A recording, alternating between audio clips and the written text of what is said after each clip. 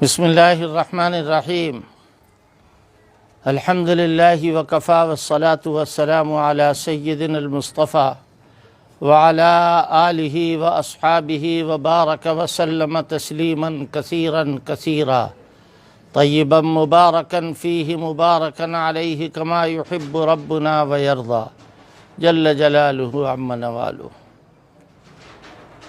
اس وقت آپ کے سامنے دہلی میں تبلیغی مرکز میں پیش آنے والے واقعے سے متعلق چند باتیں عرض کرنا ہے۔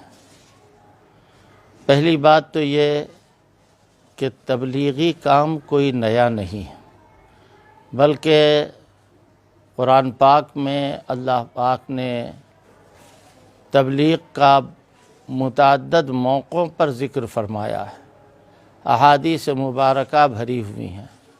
انہی تمام نصوص کو بنیاد بنا کر ہمارے اکابر کھڑے ہوئے اور انہوں نے جماعت کی تشکیل دی۔ اللہ پاک فرماتا ہے وَلْتَكُمْ مِنْكُمْ أُمَّةٌ يَدْعُونَ إِلَى الْخَيْرِ يَأْمُرُونَ بِالْمَعْرُوفِ وَيَنْهَوْنَ عَنِ الْمُنْكَرِ۔ تم میں ایک امت ہونا چاہیے جس کا کام اور جس کا وظیفہ یہی ہونا چاہیے کہ وہ اچھی باتوں کی طرف لوگوں کو بلائے، اچھی باتوں کا حکم دے اور بری باتوں سے روکے۔ یہ ہے بنیاد تبلیغ کی۔ اس بنیاد کو اگر آپ تلاش کیجئے تو پورے عالم میں جہاں جہاں انسان بستے ہیں وہاں وہاں یہ دعوت پہنچی ہے اور پہنچ رہی ہے اور آئندہ پہنچتی رہے گی، لہذا تبلیغ کوئی نئی چیز نہیں ہے۔ اب سوال یہ پیدا ہوتا ہے کہ اس کا رد عمل جو کچھ بھی ہوا ہے مرکز میں، اس کا رد عمل جو سامنے آ رہا ہے اس کو دیکھ کر بچوں کو بھی ہنسی آ رہی ہے۔ یعنی ایک اجتماع ہوا، اچانک حکومت کا اعلان ہوا بند کرو، جو جہاں ہو اسی جگہ رک جائے۔ اب ظاہر ہے کہ کوئی آدمی سائیکل پر بیٹھا سفر کر رہا ہے، ابھی اس کا گھر بہت دور ہے، لیکن اس کو چاہیے کہ وہ حکم حاکم کو مانے اور مان کر کے فوراً رک جائے، چنانچہ ایسے ہی ہوا بھی ہوگا۔ تو مرکز کی اطلاعات آپ کے پاس پہنچتی رہیں اور اس کے باوجود کوئی سانس ڈکار نہیں لی گئی۔ اب جب وہاں موجود لوگ کہیں جا نہیں سکتے، ان کو جانے نہیں دیا جا رہا ہے۔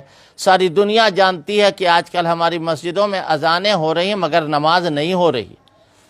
جمعے کی نماز ہم لوگ مسجد میں نہ پڑھ کر ظہر کی نماز جو جمعے کے بدلے میں پڑھتے ہیں، سارے ہندوستان میں ایسا ہو رہا ہے۔ تو ہم لوگ یعنی مسلمان پوری طرح احتیاط برت رہے ہیں اور اکابر علماء اکرام کے مشوروں پر اور فرمودات پر پوری طرح عمل کر رہے ہیں۔ اس کے باوجود یہ کہنا کہ تبلیغی جماعت کی وجہ سے کرونا پھیلا ہے اور فلاں کی وجہ سے کرونا پھیلا ہے، ایسا لگتا ہے جیسے بلی کے بھاگوں چھینکا ٹوٹا، اور یہ لوگ سمجھ رہے ہیں کہ صاحب یہ جو ہو رہا ہے یہ سب کچھ مسلمانوں کے کھاتے میں لکھ دیا جائے۔ اللہ کا غضب ہے، اللہ کا بہت بڑا غصہ ہے ایسے لوگوں پر جو بات کا بتنگڑ بنائیں اور الٹی پلٹی باتیں کریں۔ آپ سوچئے ذرا سا کہ یہ دنیا میں جو کرونا پھیل رہا ہے یہ سب تبلیغی جماعت کا آوردہ ہے، تبلیغی جماعت اسے لے کر کے آئی ہے۔ یہ فالتو باتیں ہیں، میڈیا اس میں ملوث ہے، اور میڈیا کے اوپر لگام نہ کسنے کی بنیاد پر دہلی حکومت بھی اس کے مجرموں کے کٹہرے میں کھڑی ہوئی، اور اس کو چاہیے کہ ایسے میڈیا کے اوپر پابندی لگائیں۔ FIR ان کے بارے میں ہونا چاہیے جو میڈیا کے لوگ طوفان بدتمیزی کر رہے ہیں، اور جو لوگ یہ کہہ رہے ہیں کہ صاحب یہ ایسا ہوا ویسا ہوا، کچھ نہیں ہوا۔ جو کچھ ہوا ہے وہ سارے افسران کے علم میں لا کر ہوا ہے، اور ہم تو یہ کہتے ہیں کہ یہاں ہندوستان میں کسی ایک طبقے کو اپنی انگلی سے اشارہ کر کے مجرم قرار دینا یہ ہندوستان کے مزاج کے خلاف ہے، یہ ہندوستان کی تہذیب کے خلاف ہے، یہ ہندوستان کے دستور کے خلاف ہے۔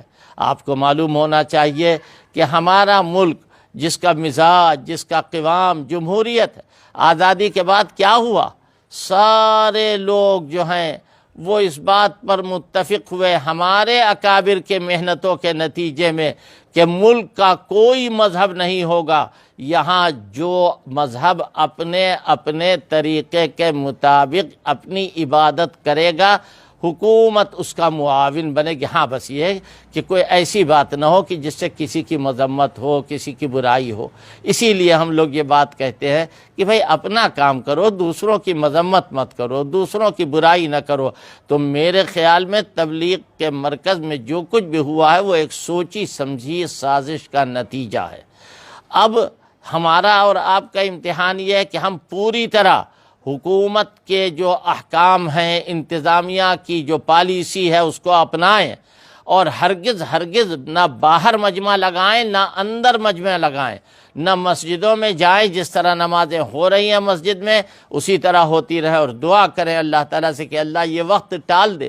اس وقت انسانیت کی بقا کا مسئلہ ہے، اس وقت انسان کے باقی رہنے کا مسئلہ ہے، اس وقت الزام تراشی کا مسئلہ نہیں ہے۔ اتنی فرصت ہو گئی آپ کو کہ آپ الزام تراشی کریں، آپ یہ بھول گئے کہ کرونا سے ملکوں کی آبادیاں جو ہے وہ متاثر ہو رہی ہیں، پوری دنیا میں پھیل رہا ہے، مگر آپ اس چکر میں ہیں کہ کسی طریقے سے مسلمان پکڑ لیے جائیں۔ آپ کے پاس پاسپورٹ ہے؟ جی ہے پاسپورٹ۔ کہاں سے آئے؟ وہ کہنے والا کہہ رہا ہے بھیا آپ نے ہمیں ویزا دیا ہے تو ہم آپ کے یہاں آئے ہیں، آپ کا جہاز بند ہو گیا ہے، اب ہم کیسے واپس جائیں؟ فوراً پاسپورٹ پھاڑ کے پھیر دیا۔ یہ لکھنؤ کا واقعہ۔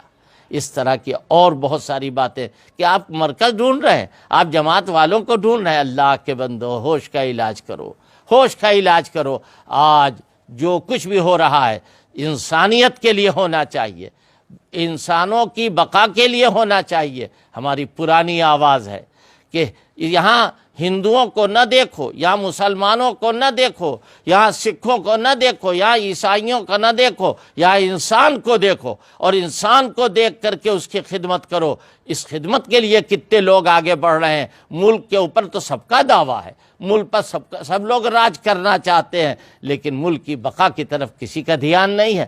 میں سمجھتا یہ ہوں کہ یہ چیزیں بالکل غلط ہیں، اور ان باتوں سے ہمارا ملک بدنام ہوگا، ہماری تہذیب رسوا ہوگی، ہمارا دستور جو ہے وہ بدنامی کا شکار ہوگا۔ لہذا ہم کو اس سے بچنا چاہیے، اور تمام انسانوں کا مطالبہ ہے کہ دہلی حکومت قدغن لگائے میڈیا کے اوپر کہ یہ غلط سلط باتیں جو اڑائی جا رہی ہیں ان کا اس وقت کوئی وقت نہیں ہے، اور کبھی کوئی وقت نہیں ہے۔ یہاں سب لوگ ایک سطح پر ہیں، سب کی خدمت ہماری خدمت ہے، سب کی خدمت دین کی خدمت ہے۔ جو لوگ گردوارے میں ہیں وہ اپنا کام کریں، جو مسجدوں میں ہیں وہ اپنا کام کریں، جو مندروں میں ہیں وہ اپنا کام کریں، جو امام باڑوں میں ہیں وہ اپنا کام کریں۔ لہذا سب لوگ اپنے اپنے مذہب کے مطابق، اپنے اپنے عقیدے کے مطابق دین کا کام کرتے رہیں، اور اپنے مسلک کے مطابق اپنا کام کرتے رہیں۔ یہاں کوئی بھید بھاؤ ملکی اعتبار سے نہیں۔ اگر اختلافات ہیں، یقیناً ہیں اختلافات، تو ان اختلافات کا یہ موقع نہیں ہے۔ اس وقت بقائے انسانیت کا مسئلہ ہے، اور ہم کو قرار عالم، بقائے عالم کی فکر کرنا چاہیے، اور جہاں جو مدد ہو سکے، جس سے بھی ہو سکے، ہم وہی پرانی بات آپ سے کہتے ہیں جو ہمارے بزرگوں نے بھی کہی ہے، اور ہم بھی کہہ رہے ہیں کہ بھئی دیکھو کوئی بھوکا نہ سوئے رات میں، جو بھی سوئے وہ کھانا کھا کر کے سوئے، کوئی بھوکا نہ رہے۔ یہ اگر وظیفہ ہم اپنا لیں تو انشاءاللہ ہمیں سکون بھی ملے گا، اور ہم دعا کرتے ہیں کہ جو لوگ ظلم کا شکار ہیں اللہ پاک ان کو سکون عطا فرمائے، اور یہ وقت آسانی کے ساتھ گزار دے، اور اللہ پاک ان لوگوں کو جو لوگ پریشان حال ہیں انہیں صبر کی توفیق عطا فرمائے، اور جو ظالم لوگ ہیں ان کو اپنے ظلم سے باز آنے کی توفیق نصیب ہو۔ والسلام علیکم ورحمۃ اللہ وبرکاتہ۔